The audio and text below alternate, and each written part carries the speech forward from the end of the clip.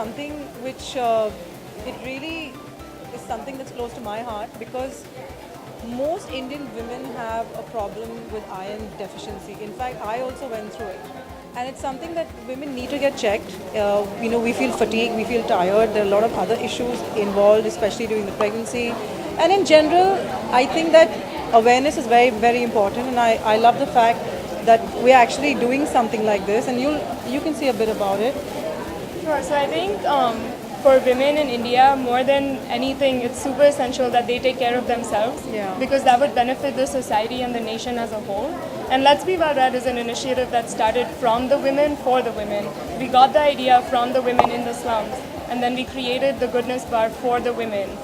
All we did was get our resources to create the Goodness Bar and provide them a solution for their problem. Yeah.